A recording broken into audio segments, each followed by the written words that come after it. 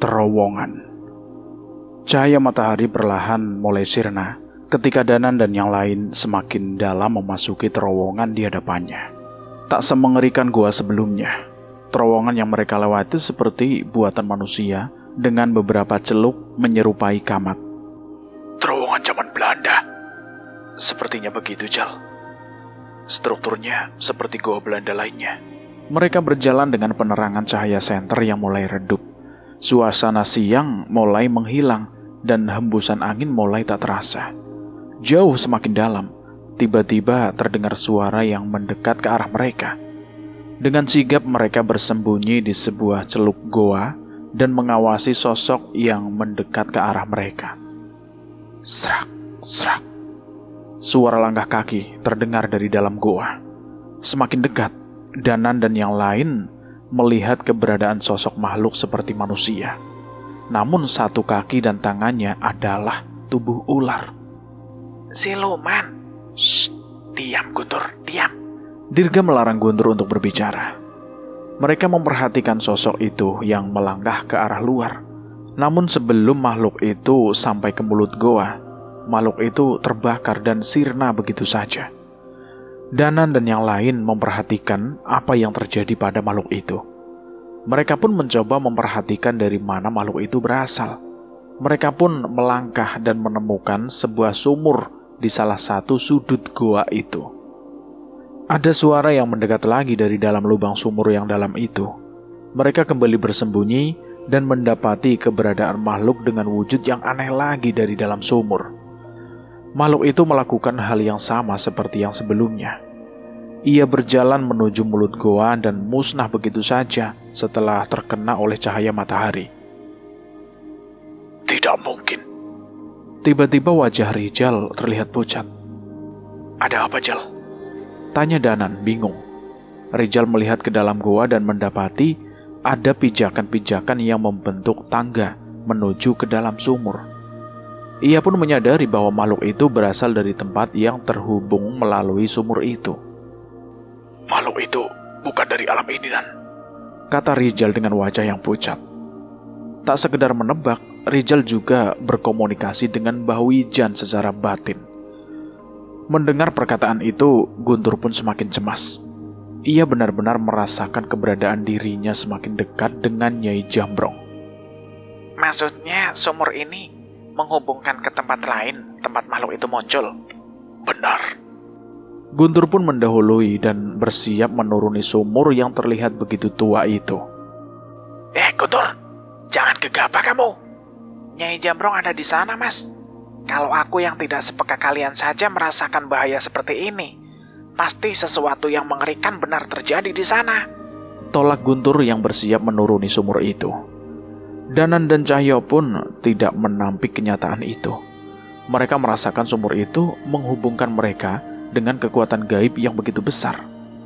Sebenarnya, apa yang terjadi di sana, Jal? Eyang sama Panji sudah dalam perjalanan ke tempat ini. Makhluk-makhluk tadi, mereka berasal dari jagat Segoro Demit. Danan dan Cahyo panik mendengar pernyataan Rijal. Maksudmu, gerbang jagat Segoro Demit sudah terbuka? Malam sebelumnya, Nyai Jambrong mengusap air matanya. Terlihat matanya begitu sembab, meratapi apa yang terjadi padanya di malam itu. Matur suwun Gusti. Matur suwun kanggo kabeh sing kedadean ing wayah wengi iki. Nyai Jambrong pun menyudahi tangisnya dan berdiri dengan tegar. Ia mulai melangkah menuju teman-teman yang telah menantinya. Tak ada perkataan apapun di antara mereka. Senyuman kecil di bibir Mbok Sar dan yang lain mengisyaratkan bahwa mereka mengerti apa yang terjadi pada Nyai Jambrong. Mereka pun melangkah lebih dalam menuju tujuan mereka. Nyai Jambrong sempat sekali menoleh ke arah desa.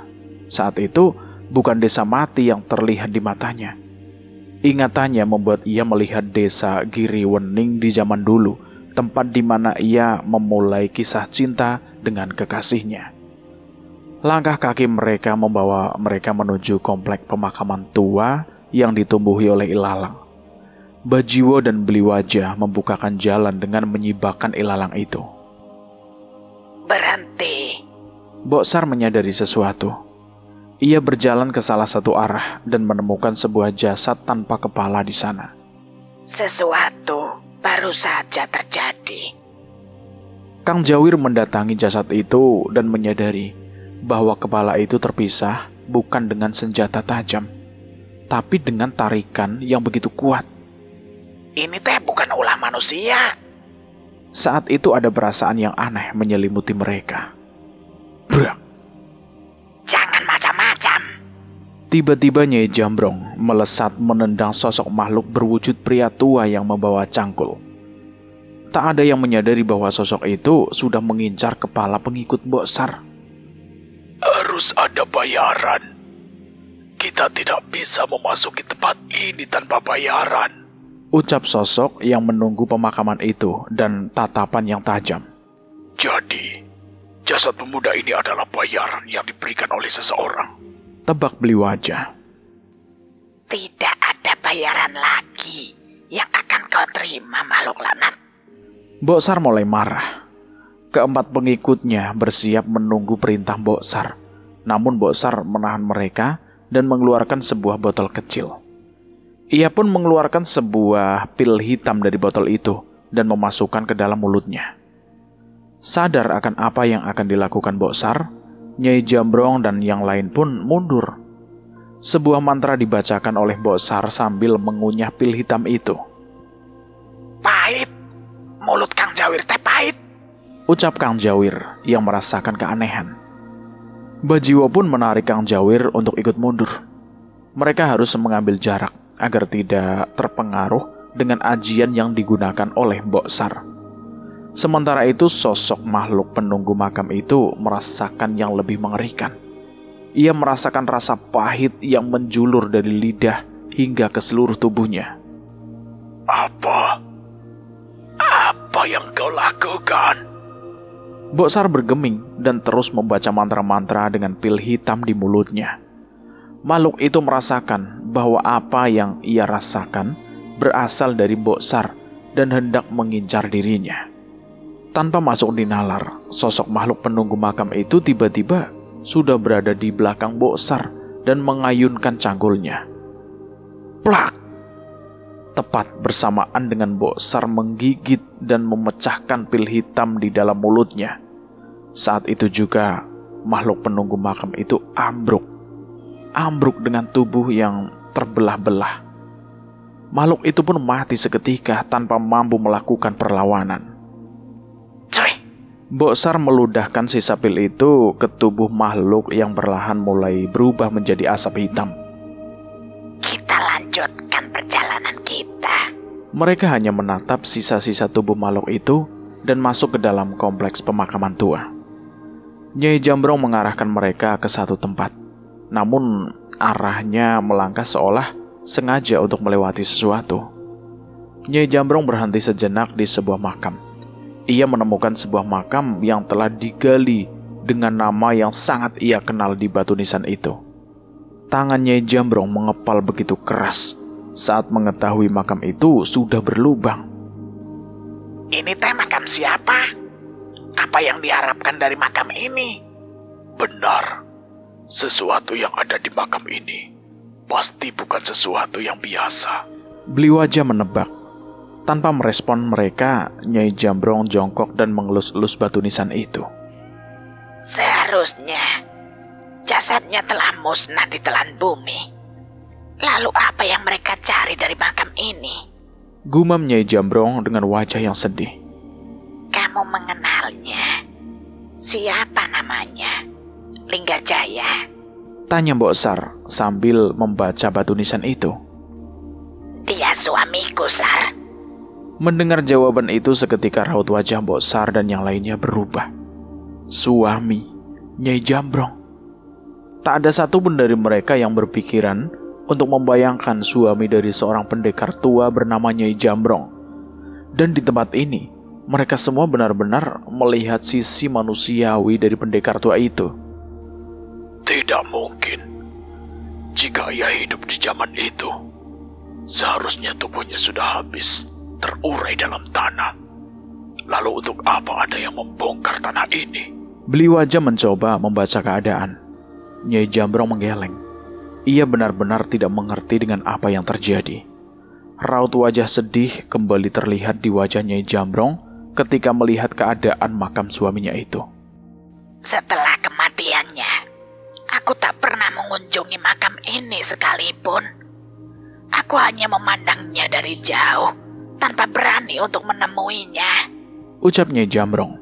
Ia ingat bahwa rasa sakit atas kehilangan suaminya merubah dirinya menjadi begitu hitam. Takut akan larut akan kesedihan dan merasa malu akan jalan hitam yang ia tempuh membuatnya memutuskan untuk tidak mengunjungi makam suaminya lagi.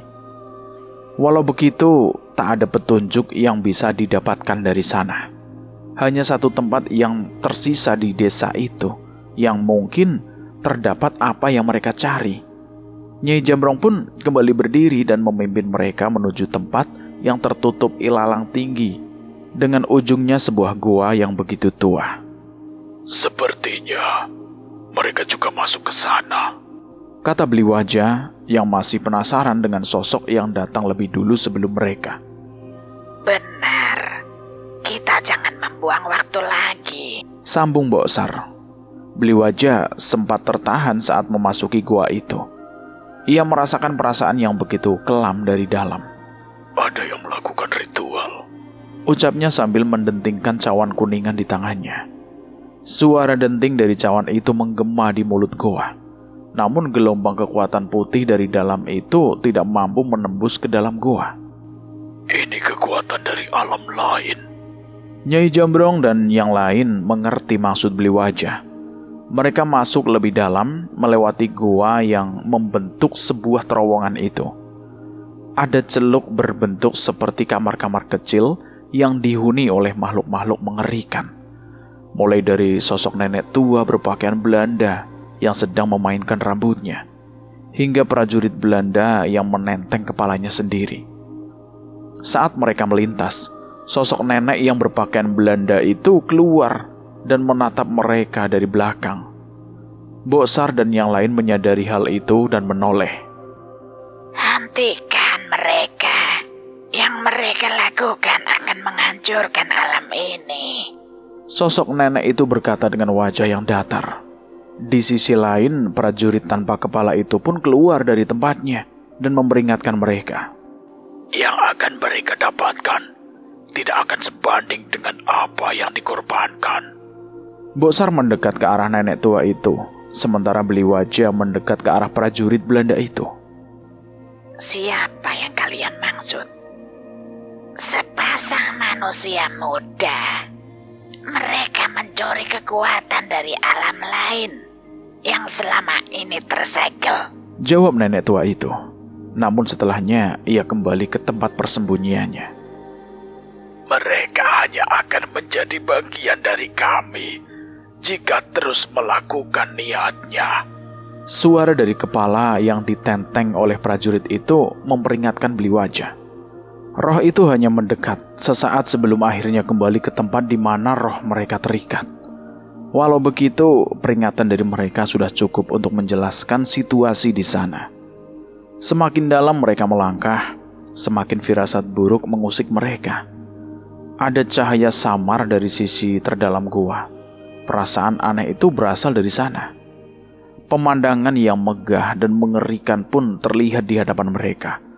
Goa yang begitu gelap berujung pada sebuah tempat yang begitu besar dengan keberadaan candi yang tersembunyi di dalamnya. Akar dari pohon besar merambat, menyembunyikan satu-satunya celah cahaya yang masuk ke dalam goa itu. Gila, candi pemujaan. Boksar tidak menyangka dengan apa yang ia lihat. Sementara Kang Jawir hanya menganga melihat pemandangan yang begitu megah sekaligus mengerikan itu. Saat Mbah Jiwo mendekat, tiba-tiba ia terjatuh. Sesuatu yang begitu hitam menekan tubuhnya dan membuatnya merasa begitu berat.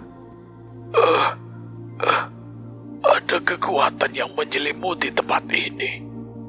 Bliwaja juga mencoba mendekat.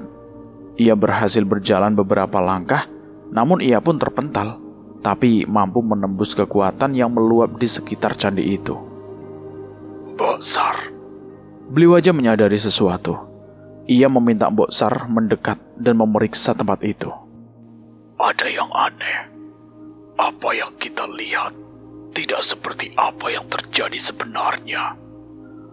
Ada peperangan tepat beberapa langkah di hadapan kita. Ucap Bliwaja yang sempat melihat beberapa saat ketika melangkah ke depan. Boksar pun mengerti. Ia minta para pengikutnya menyiapkan perlengkapan ritualnya. Ada sebuah tempayan yang diisi air dengan beberapa jenis kembang. Ia membacakan mantra dan menuangkan beberapa tetes ramuan pada tempayan itu. Ketika wajah Boksar terlihat pucat, ia melihat ke depan mereka, kembali melihat ke arah tempayan, dan memastikannya berkali-kali. Ia melihat keberadaan pasukan demit hanya beberapa langkah dari hadapannya. Pasukan demit itu menatap mereka semua dari balik tirai kekuatan itu dengan beringas, seolah menunggu aba-aba untuk bisa segera menghabisi Nyai Jambrong dan yang lain. Pasukan demit. Mereka bukan makhluk dari alam ini. Ucap Boksar menatap ke arah Nyai Jambrong. Apa maksudmu, Tosar? Pasak manusia tertancap di dahi patung dewa di candi itu. Dua manusia bertata di sana. Seorang pemuda dan seorang perempuan. Ada sosok makhluk berwujud perempuan, berpakaian kebaya, berwajah pucat dan mulut yang begitu lebar di tengah-tengah mereka. Ia meminang bayi hitam di tangannya. Keadaan ini artinya celah jagat segoro demit telah terbuka. Boksar menjelaskan apa yang terjadi di sana. Tidak mungkin. Mbah Jiwo menggeleng mendengarkan penjelasan itu. Saat itu juga Bliwaja merubah wujudnya menjadi sosok Rangda yang begitu bengis. Kekuatan yang besar meluap dari tubuhnya. Kita tidak bisa biarkan celah itu terbuka dengan lebih lebar. Kekuatanku bisa melubangi penghalang itu jika kalian siap. Ucap sosok Rangda Bliwaja. Aku bisa menidurkan mereka yang lemah. Setidaknya itu bisa meringankan beban kalian. Ucap Nyai Runtak. Mbah Jiwo mengambil pusaka butiran hitamnya dan memanggil Ki Mahesa Ombo. Nyai Jambrong pun sudah benar-benar bersiap dengan segala yang mungkin terjadi. Jika aku harus mati, izinkan aku mati setelah menghentikan mereka. Doa Nyai Jambrong dalam hati. Boksar berdiri dan memperjelas apa yang harus mereka perbuat. Kita tidak bisa menunggu lagi. Keris Raga Sukma ada di tangan mereka. Itu artinya Danan. Mbah Jiwo menoleh ke arah Boksar. Kita tidak akan tahu sampai kita memastikannya sendiri. Suara raungan Rangda Bliwaja memecah keheningan di goa itu. Rasa cemasnya akan keadaan Danan membuatnya tak perlu berpikir lagi untuk menembus tabir di hadapan mereka itu. Gelombang api yang besar membakar ruang kosong di hadapan mereka. Seketika hawa panas memenuhi goa dan suara mengerikan pun terdengar dari dalam celah itu. Sekarang, perintahnya. Mereka menyerbu masuk ke batas gaib di hadapan mereka. Benar saja, berbagai makhluk sudah bermunculan di sana. Sebagian dari mereka tertidur begitu merasakan keberadaan Nyai Runtak. Namun mereka sadar bahwa ada alasan mengapa makhluk-makhluk itu tidak begitu saja menyerang mereka. Di tengah kerumunan pasukan demit itu, ada seorang yang bertarung dengan makhluk-makhluk berwujud mengerikan itu. Nyai Jambrong yang melihat kejadian itu seketika terdiam.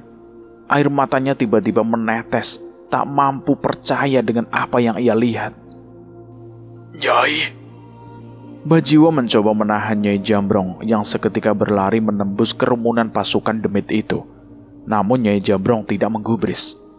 Ia berlari sekuat tenaga menghalau semua serangan yang mencoba menyerang dirinya. Hanya satu tujuannya saat itu, tak peduli hidup atau mati, ia harus sampai ke tempat di mana pertarungan itu terjadi. Seekor kera bermata satu melesat dengan cepat menyerang sosok pria yang masih kerepotan menghadapi sekumpulan siluman ular yang mencoba menjebaknya itu. Duak! Tendangan Nyai Jambrong mementalkan makhluk itu menahan cakarnya yang tajam itu menyentuh pria itu. Pria itu menoleh ke arah Nyai Jambrong, namun Nyai Jambrong masih membelakanginya. Tak mampu menunjukkan wajahnya yang jelas lebih tua dari pria yang bertarung itu. terima kasih, Nyai Pendekar, ucap pria itu sambil mematahkan kepala sosok siluman ular yang menyerangnya. Nyai Jambrong dengan sekuat tenaga menghadapi makhluk-makhluk yang mendekat ke arah mereka. Air matanya menetes dan perasaan di hatinya membuatnya sulit untuk berkata-kata. Mengapa kau ada di sini? Makhluk-makhluk ini tidak akan ada habisnya. Kau hanya akan mati sia-sia. Nyai Jambrong berkata dengan suara yang gemetar tanpa menatap wajah pria itu. harus ada yang menghentikan mereka. Alam manusia berada dalam bahaya jika mereka keluar dari tempat ini. Air mata Nyai Jambrong menetes semakin deras.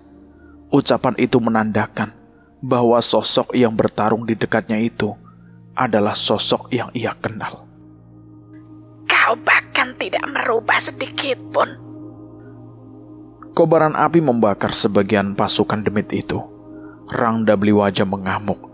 Ki Mahesa Ombo membantu pertarungan Nyai Jambrong dan pria itu.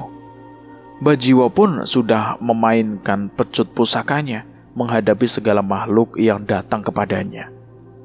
Pria itu mendengar perkataan yang diucapkan oleh Nyai Jambrong. Dengan bantuan itu, ia dapat berhenti sejenak dan menatap Nyai Jambrong. Siapakah Anda, Nyai Pendekar? Kau mengenaliku? Nyai Jambrong tidak menoleh. Ia tetap bertarung dengan pasukan kera yang marah ketika kawanannya dihajar olehnya. Tidak, aku Nyai Jambrong. Kita tidak saling mengenal. Suara Nyai Jambrong gemetar. Ia menahan perasaan di dalam hatinya. Seolah-olah ada sesuatu yang ingin meledak dari dalam dirinya. Namun ia sadar diri. Dirinya hanyalah sosok nenek tua yang tak lagi berarti apa-apa. Pria itu tidak puas dengan jawaban Nyai Jambrong. Saat itu ia menarik tangan tua itu dan menghajar kera-kera siluman itu dengan ajian yang membakar tubuh mereka. Buar! Kobaran api itu menerangi penglihatan mereka. Nyai Jambrong hanya memalingkan wajahnya sambil berusaha menutupinya. Tidak mungkin.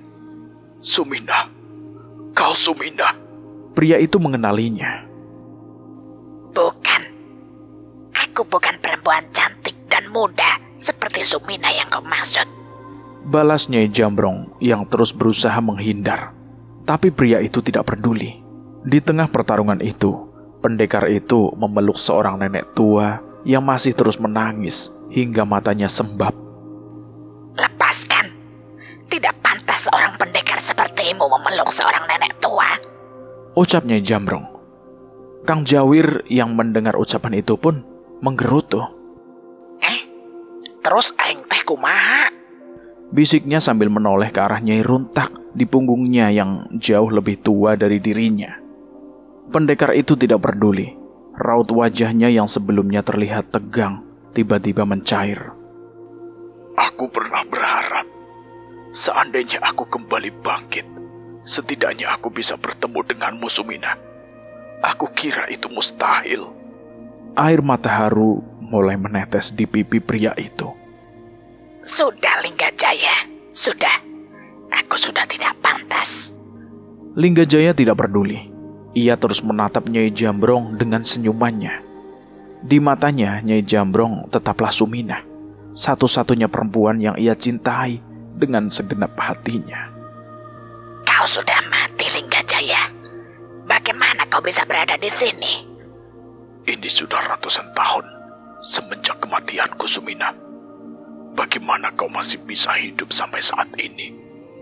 Saat itu juga mereka tertawa dengan pertanyaan yang saling mereka lemparkan. Dalam hatinya mereka tidak peduli dengan apa penyebab mereka masih bisa bertemu. Setiap detik yang terjadi saat itu adalah anugerah Tuhan yang terbesar untuk mereka. Kalau begitu, kita saling berhutang untuk menceritakan itu semua. Benar. Tidak ada yang boleh mati lagi sebelum menceritakan itu semua. Saat itu juga sebuah ilmu yang sudah tidak pernah terdengar muncul kembali di hadapan goa itu. Suara dari dalam bumi bergemuruh menyambut ajian tarung bumi yang dibangkitkan kembali oleh Linggajaya. Sementara itu Nyai Jambrong menatap ke langit sambil menggenggam butiran tasbihnya. Hembusan angin bertiup kencang dari celah kecil yang menunjukkan keindahan langit. Gemerisik angin menyambut kembali ajian Songgo Langit yang disegel oleh Nyai Jambrong setelah kematian Linggajaya. Perhatikan, Jiwo. Kita akan melihat kemunculan petarung gila yang melegenda di masa lalu, ucap Mbok Sar. Kekuatan yang besar seketika menyelimuti Linggajaya dan Nyai Jambrong yang menerobos kerumunan pasukan demit itu. Mereka tak lagi menghalau serangan setan-setan itu. Segala serangan yang menyentuh Linggajaya tak menggores sedikit pun tubuhnya. Sedangkan serangan yang mengarah ke tubuh Nyai Jambrong tak satu pun yang menyentuh tubuhnya. Kedua petarung itu bertarung dengan gila, namun alih-alih terlihat seperti pertarungan yang brutal. Pertarungan mereka terlihat indah, bagaikan tarian yang saling melengkapi. Namanya Nyai Kuara, nenek yang menggendong bayi hitam itu yang membuka celah ini dengan bantuan dua manusia itu, ucap Linggajaya. Pasak itu menjadi kuncinya, kan? Benar, Suminah. Hanya dalam beberapa saat, mereka berdua berhasil menembus kerumunan dan melihat apa yang sebelumnya diceritakan oleh Mbok Sar. Mas Suryo, siapa mereka? Tanya Asri yang tengah duduk nyaman di singgasana sebelah kiri. Entahlah, Asri. Yang pasti mereka ingin menggagalkan rencana kita, balas Suryo. Nyai Kuara pun berdiri. Ia menyambut kedatangan Linggajaya dan Nyai Jambrong. Benar, mereka pengacau yang ingin menghalangi kita, ucap Nyai Kuara. Bayi di belukannya itu segera menyadari kedatangan Nyai Jambrong dan Linggajaya. Dengan raut wajah kesal, ia menoleh dan tatapannya memancarkan kekuatan yang begitu besar. Mata bayi itu membawa kutukan. Linggajaya melesat ke depan Nyai Jambrong dan melindungi kekasihnya itu dari tatapan bayi Kuara. Penglihatan Linggajaya memudar, tubuhnya merasakan rasa panas yang membara. Namun semua itu hanya sesaat. Ajian tarung bumi miliknya memulihkan raganya setiap kakinya menapak ke tanah. Sementara itu sumbu kekuatan sudah merasuk ke kepalan tangan Nyai Jambrong. Tepat saat Linggajaya menyingkir, suara raungan harimau terdengar bersama pukulan Nyai Jambrong yang menghantam Nyai Kuara. Nyai Kuara terhempas jatuh ke belakang. Ia tetap berusaha melindungi bayi di gendongannya saat itu. Tak kusangka ada yang mampu menyaingi kekuatan kami di zaman ini. Kau salah, Kuara. Kami berdua tidak dari zaman ini, balas Nyai Jambrong sembari menghantamkan tendangan bersama dengan hentakan kaki Linggajaya. Buah!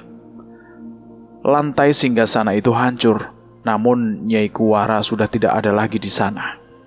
Asri, kita bantu Nyai Kuara, ucap Suryo yang telah menggenggam keris di tangannya. Tapi mereka manusia, Mas. Tidak perlu. Kalian hanya perlu menjaga singgasana itu. Di tengah keraguan mereka, tiba-tiba melihat wujud yang berbeda di antara mereka. Nyai Kuara menelan bulat-bulat bayinya itu. dan berubah menjadi sosok makhluk tua berambut putih. Wajahnya tak lagi memiliki perangai manusia. Mengetahui betapa mengerikannya sosok itu, Bliwaja melayang dalam wujud Rangda, membenturkan kekuatannya dengan sosok itu. Namun saat itu ia terpental. Linggajaya tak tinggal diam. Ia bersama Nyai Jambrong menyerang secara bersamaan dengan melompati dinding-dinding goa. Namun mereka pun tak mampu membuat Nyai Kuara tergores. Ternyata bayi itu adalah manifestasi dari kekuatannya. Inilah wujud ia yang sebenarnya.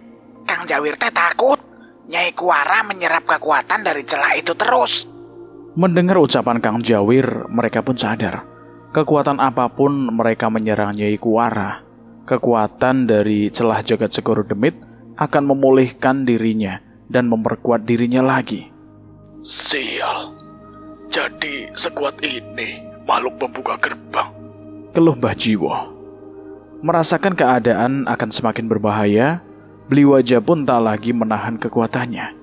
Ia memberi isyarat kepada Mbok Sar untuk membuat tabir gaib dan kepada yang lain untuk melindungi di baliknya.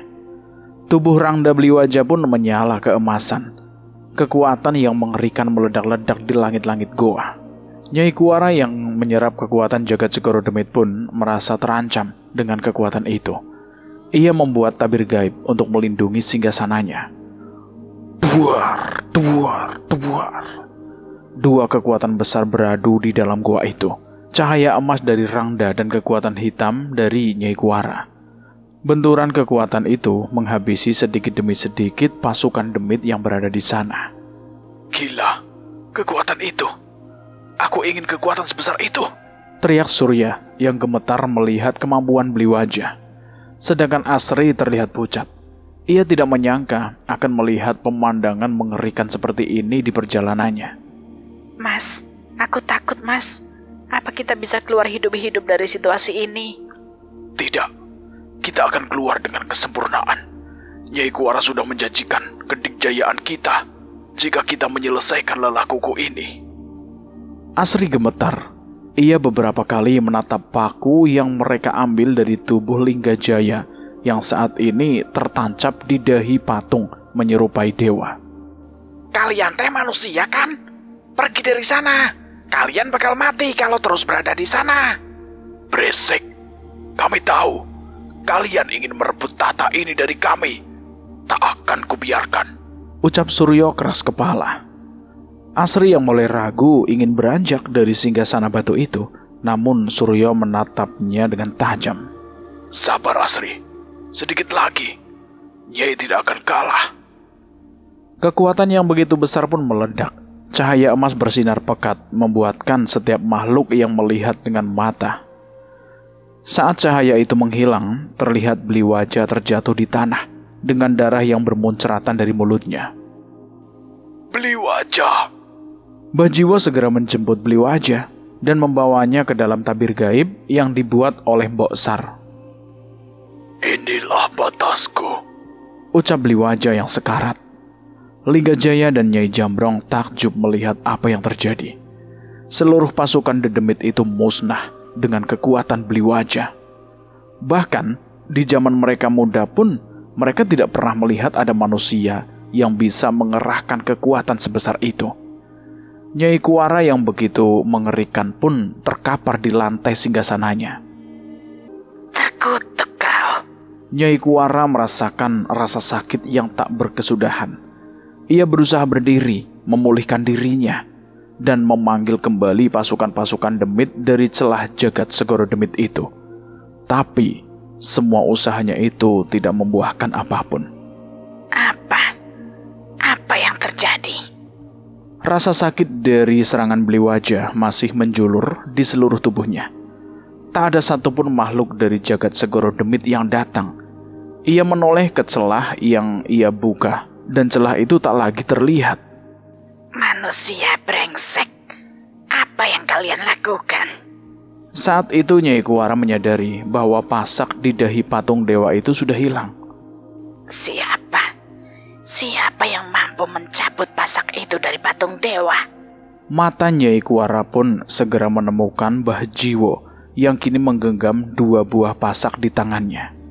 Aku pernah mencabut yang lebih sulit, ucap Mbah Jiwo memamerkan pasak itu dan pasak yang ia cabut dari Lulut Ireng. Saat itu Nyai Jambrong dan Linggasana bersiap meninggalkan tabir gaib dan menghabisi Nyai Kuara. Namun sesuatu terjadi ketika mereka baru saja bersiap. Kabut putih bermunculan di pelataran singgasana tempat Nyai Kuara berada. Suara teriakan seseorang terdengar bersamaan dengan begitu banyak langkah kaki yang mendekat. Tak kusangka kau dipermalukan sampai seperti ini, Nyai, ucap sosok pria tua berambut panjang yang bertelanjang dada dengan tato ular yang mencolok di dadanya. Suasana di tempat itu yang mulai tenang tiba-tiba kembali mencekam. Ki Gundawayan, kalian datang di saat yang tepat, ucap Nyai Kuara. Dari kabut itu muncul sekelompok orang-orang dari berbagai latar. Mereka adalah pendekar dan dukun-dukun sakti dari berbagai perguruan yang mengincar kekuatan dari jagat Segoro Demit. Ki Gundawayan mengambil sebuah keris dari pinggangnya yang menancapkannya di sebelah keris Raga Sukma. Itu keris Dasa Sukma Dirga. Apa yang terjadi pada Dirga? Mbah Jiwo terlihat cemas. Rasa khawatir itu semakin menjadi ketika melihat seseorang keluar dari kabut itu dengan mata yang memutih, tubuh yang kurus, dan makhluk berwujud lintah besar berkepala bayi. Jagat, tidak mungkin. Nyai Jambrong segera mengenali pria yang berada dalam kondisi mengenaskan itu. Kenalanmu itu dikendalikan oleh makhluk yang menempel di tubuhnya itu. Jangan gegabah, ucap Linggajaya. Saat seluruh pasukan pendekar ilmu hitam itu keluar dari kabut, bayangan besar muncul sebagai sosok yang terakhir. Sekelompok orang menarik sebuah gerobak besar yang di atasnya terdapat guci yang begitu besar. Kau masih belum bangkit, Golopati? Tanya Nyai Kuara. Sebuah kepala hitam muncul dari guci itu. Sulur-sulur hitam bergerak-gerak keluar dari dalam. Makhluk itu hanya tersenyum dengan wajah besarnya yang mengerikan, memberi isyarat bahwa ia sudah mendapatkan semua kekuatannya. Sulur itu pun mengambil tubuh Nyai Kuara dan tubuh Asri yang duduk di singgasananya. Apa-apaan ini? Makhluk apa dia, Nyai? Asri berteriak. Asri panik. Kau duluan, Asri. Bersyukurlah, kau akan lebih dulu menjadi makhluk sempurna, ucap Nyai Kuara. Saat itu, Kolopati membawa masuk tubuh Asri ke dalam gucinya bersama Nyai Kuara. Suara teriakan Asri pun terdengar begitu nyaring. Suryo pucat seketika melihat kejadian itu.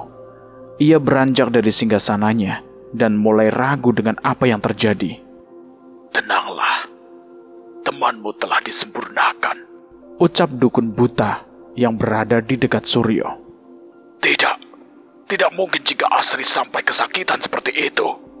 Ucapan dukun itu terbukti ketika Asri muncul kembali dengan anggun dari dalam guci. Ia meninggalkan guci itu tanpa sehelai benang pun di tubuhnya. Rambutnya yang tergerai panjang memikat Suryo seketika. Kau terpikat, bukan? Apa yang ia inginkan sudah ia dapatkan. Kini giliranmu, ucap dukun itu pada Suryo. Suryo yang ragu menjadi tenang ketika Asri yang berubah begitu cantik di mata Suryo menjulurkan tangannya. Jangan tertipu, dia teh bukan Asri. Kobaran api yang menyala seketika mengarah ke Kang Jawir. Namun tabir gaib Mbok Sar menahannya dengan cepat. Diam dan tunggu giliran kalian di sana, teriak seorang dukun yang tak sudi dihalangi oleh mereka. Percayalah, aku sudah membunuh lebih banyak dari kalian untuk melakukan hal serupa. Semua itu tidak ada artinya, ucap Nyai Jambrong. Mata Linggajaya terlihat kaget dengan ucapan Nyai Jambrong saat itu. Namun ia memilih untuk menahan rasa penasarannya. Salah seorang dari dukun-dukun itu pun mendekat seolah mengenali Nyai Jambrong. sang Nyai Jambrong yang gagal mendapatkan kekuatan dari jagat Segoro Demit dan dipecundangi oleh orang-orang bodoh. Iya, aku memang pecundang dan akan selalu dipecundangi di mata makhluk yang sok seperti kalian. Tapi setidaknya, aku pecundang yang berjalan di jalan yang benar. Balas Nyai Jambrong kepada dukun itu. Mas Suryo, kemarilah. Kemari Suryo. Ucap Asri dengan tubuh yang begitu menawan. Suryo tergoda, namun ia masih bisa berpikir jernih. Tidak, kau bukan Asri. Seketika wajah Asri berubah bengis. Sulur Kolopati menarik tubuh Suryo dengan paksa dan memasukkannya ke dalam guci. Tidak, hentikan. Ia mencoba menahan dan melawan sulur itu dengan keris pusakanya. Ini keris yang kau ambil dari rumahku kan? Bagaimana mungkin keris ini bisa melukai kami? Tawa Asri yang tubuhnya telah diambil alih oleh Nyai Kuara. Lepaskan, ampun, lepaskan. Teriakan Suryo terhenti saat sulur Kolopati menembus mulutnya hingga ke lehernya. Ia meronta-ronta kesakitan saat sesuatu di dalam guci itu melumat tubuhnya. Krak! Guci itu retak. Kekuatan yang begitu besar muncul dari guci itu yang membuat retakan itu membesar hingga pecah berkeping-keping. Sulur-sulur itu tak lagi berwujud besar dan mengerikan. Wajah Kolopati yang hitam dan bengis itu tak terlihat. Hanya tubuh Suryo yang muncul tanpa pakaian yang terlihat dari pecahan guci itu. Kenakan ini Tuan Kolopati, Nyai Kuara.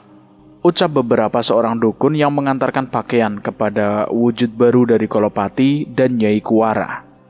Terima kasih pengikutku. Sosok menawan Nyai Kuara dalam tubuh Asri itu memeluk seorang dukun yang mengantarkan pakaiannya dan membiarkan tubuhnya bersentuhan dengan dukun itu. Ia tanpa ragu mencium dan melumat bibir dukun itu dengan penuh nafsu. Terima kasih Nyai, terima kasih. Ucap dukun itu yang semakin tergila-gila dengan Nyai Kuara. Ia pun berlutut dan menjilati kaki Nyai Kuara yang telah mengenakan pakaian dan duduk di singgasananya. Akhirnya, kita bisa hidup di alam ini. Ucap Kolopati yang mengambil tubuh Suryo. Berbeda dengan Asri, tubuh Suryo berubah menghitam dengan sulur yang bermunculan dari punggungnya. Boksar hanya menggeleng melihat perbuatan bodoh kedua pemuda itu. Ia bisa menebak bahwa Suryo dan Asri terperdaya oleh tipu daya Nyai Kuara yang menjanjikan kesaktian saat mereka mencuri pusaka dari kediamannya. Hal serupa akan terjadi pada kalian. Ucap Mbah Jiwo pada pendekar ilmu hitam di hadapan mereka. Jangan samakan kami dengan kedua manusia lugu itu. Mereka adalah tumbal yang sudah kami rencanakan. Ternyata tidak hanya tersesat, kalian juga goblok. Teriaknya Jambrong. Sekarang saatnya kita habisi makhluk-makhluk sok ini. Perintah Ki Kundawayan yang berjalan memimpin pasukan itu. Siapa menyangka, dengan satu perintah seketika sosok dukun dan pendekar ilmu hitam itu kesetanan. Matanya memutih dan kekuatan mengerikan merasuk ke dalam tubuh mereka. Tubuh mereka berubah begitu mengerikan. Bau mayat, bau amis, suara geraman makhluk buas berasal dari mereka yang terlepas dari wujud manusianya. Inilah kami. Kekuatan ini barulah cangkang. Kekuatan dari jagat Segoro Demit akan mengisi kami dan menjadikan kami makhluk kadewatan. Ucap sosok dukun yang sebagian tubuhnya berwujud kerbau hitam. Hati-hati, kekuatan mereka teh tidak main-main. Kang Jawir nggak yakin bisa ngalahin mereka. Terus ngapain? Kamu ikut ke sini, Kang Jawir? Ya, kalau Kang Jawir teh nganterin Nyai Runtak atuh. Kalau lawannya orang, Kang Jawir masih berani. Kalau mereka... Kang Jawir bergidik mengekspresikan rasa takutnya. Turunkan aku, Jawir. Bertarunglah dan bantu mereka. Ucap Nyai Runtak. Tidak, Nyai. Nyai Runtak bukan beban. Ada atau tidaknya Nyai Runtak, Kang Jawir tetap begini. Mbok Sar menghela nafas mendengar perbincangan mereka. Saat ini ia harus memutar otak mencari cara melawan semua makhluk yang berada di hadapannya itu. Tabir gaib Mbok Sar mulai bergetar. Bola api berterbangan. Asap kutukan menyelimuti mereka. Serangan-serangan tak kasat mata mulai menyerbu tabir gaib yang melindungi mereka. Sial, kita harus melawan mereka.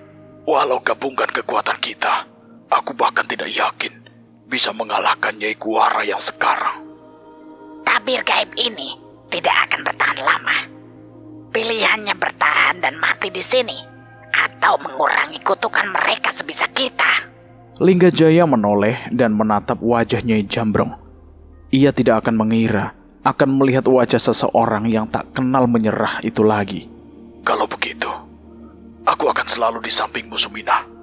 Sayangnya, tepat saat mereka akan menerobos tirai gaib dan menyerang ketiga makhluk itu, sebuah gumpalan kekuatan muncul dari tangan Ki Kundawayan dan mengarah ke arah Mbok Sar. Buar! Seketika ledakan itu pun terjadi. Tabir gaib yang dibuat oleh Mbok Sar hancur seketika bersamaan dengan tumbangnya Mbok Sar saat itu juga. Sar! Nyai Jambrong terlihat cemas dan menghampiri tubuh Mbok Sar. Mbok Sar memuntahkan darah. Tubuhnya begitu lemah hingga tak mampu mengangkat kepalanya. Sudah cukup. Tugasmu sudah selesai. Ucap Nyai Jambrong sambil berusaha menghentikan pendarahan Mbok Sar dengan menutup aliran darah di beberapa titik. Ia pun membaringkan Mbok Sar di sebelah beli wajah dan meminta pengikutnya untuk menjaganya. Habisi mereka. Ki Kundawayan memberikan perintah. Suara sorakan dari pendekar ilmu hitam yang telah menjadi siluman itu pun menggema bersama, bersiap menghabisi mereka.